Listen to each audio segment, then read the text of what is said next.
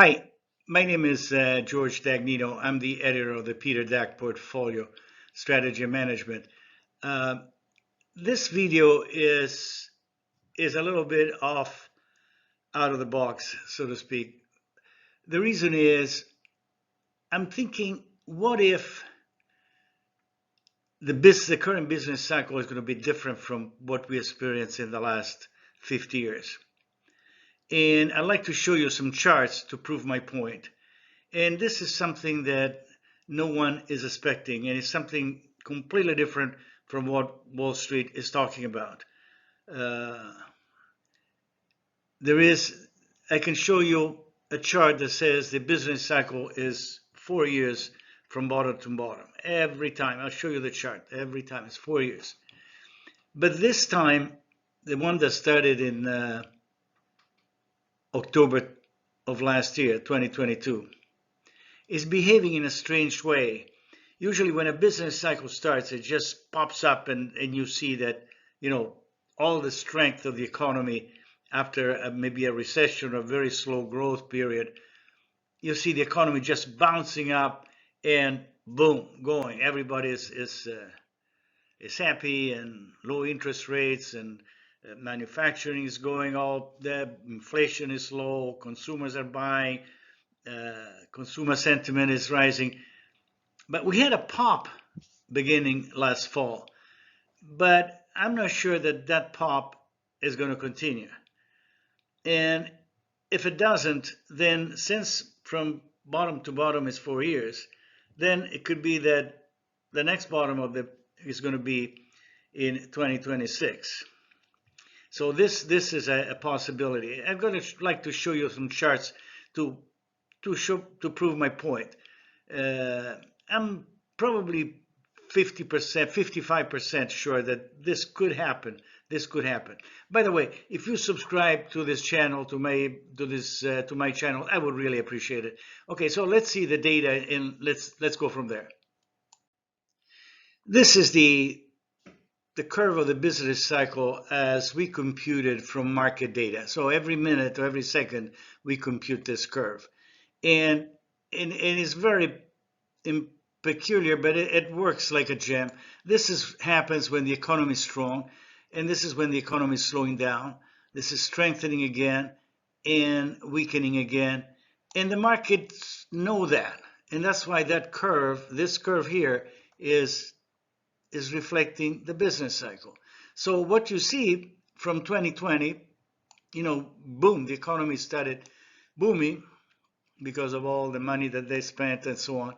Then we had a sort of a slowdown until 2022, was sort of a ricochet kind of thing. And then from the fall of 2022, the economy sort of started regrouping and started strengthening again. So this could very well be, is actually, is actually the beginning of a new business cycle, and has the markets reacted as if it were a new business cycle. In the stock market, again, the strong stocks actually were strong. Now, why I'm saying this? Because during this phase of the business cycle, I wrote several articles, by the way, that you can see in our website on this subject, that during this period, growth stocks, cyclical stocks, high beta stocks outperformed the market. During this period, instead, when the economy slows down, instead the defensive stocks, utility, healthcare, staples, outperform the market. Then in 2020, that's exactly what we had, and then we had the sharp decline in the stock market with the defensive sectors outperforming. Now here, from this point on, we have a rebound. Now, why I'm saying if this is the top of the new business cycle, you see from here to here is 4 years. From bottom to bottom is 4 years. From this bottom to this bottom is 4 years. This has been 3 years, 3 years and a half. So if this is the beginning, then the bottom of 2022, then 4 years it takes that the economy will keep slowing down until 2026. And this could be bad news, of course, for the market, for earnings, and so on, for investment, actually. So let's see now what's going on. So I showed you in the previous slides that the market bottomed in the fall of 2022 and started was very strong. So was this at the beginning of a business cycle? Well, let the market tell us what's going on. What is shown on this chart is the 11 sectors of the S&P 500. And as you can see, the best performing sectors since then, since the fall of 22, have been technology, okay, communication services, industrials, energy, discretionary, so cyclical stocks. The sectors that did not perform well were the defensive sectors. So the way the market has acted agrees with my chart that yes, that was the beginning of the business cycle. The market responded as if that was actually the beginning of the business cycles. Now, hold your thoughts because that's not really, we have to see what's going on. Does the yield curve agrees?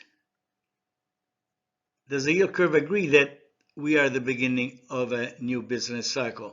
Well, this is the yield curve, which is the difference between the 10, the 2, and the 10 yield on the treasuries. Okay, so when it's positive means the 2-year yields is lower than the 10-year yields, and when it's negative like now means that the 2-year yields is above the 10-year. Now this is a curve. In the red is the bull market is the stock market, and then the gray areas are recession. So in other words, here is when the economy slows down, then really gets in trouble, and then pops up again, and then you have the recovery. Now the yield curve has 100% batting average, so this is the best we can do. When you have an indicator that tells you it's 100%, so you got to listen to it. What does it say? Does it agree that what I just said is the beginning of a new business cycle? Well, yes, the market says we have, but the issue is how long will it last? That's the point I'm trying to make.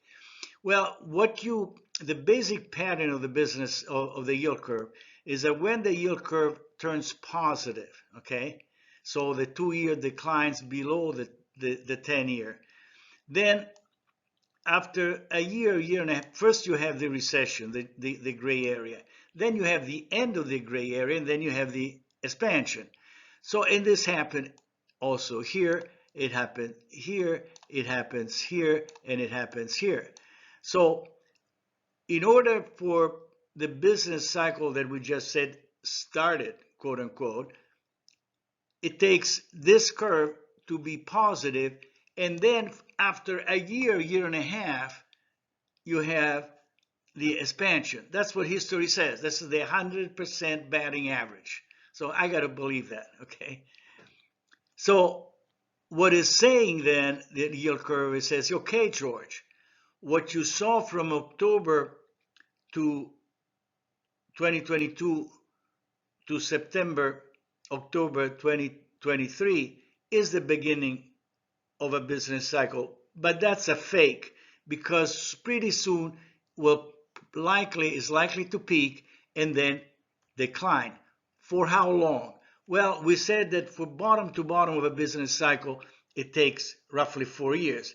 And the yield curve agrees with that conclusion because let's say this goes positive, then it takes another year and a half for the economy to resume its growth. So if you add all the numbers together, you come up with roughly the same thing. What the yield curve is saying is, yes, if the yield curve turns positive, it's going to take another year and a half for the economy, for the business cycle to grow. So the bottom line is that the yield curve is saying that probably it's quite likely that what we see the beginning, the new business cycle that started in 2022, in the fall of 22, is pretty likely to abort and to go down for another 2 or 3 years until 2026. Now, if this is coming up, this is not a forecast that many people are making, but it's pretty interesting because if that's true, then the investment strategy and the assets that are going to appreciate is not what the markets is saying right now. So that's going to be very interesting. Another thing about the yield curve, which I always use, is the bottom of a bear market always happens after the yield curve is positive. The yield curve is positive. The yield curve is positive every time. So this could not be the bottom of a bear market, the beginning of a new bull market, because the bottom of a bear market happens when, and again, this is 100% batting average, when the yield curve turns positive with the 2-year below the 10-year. And this is really not the case. So what am I talking about here?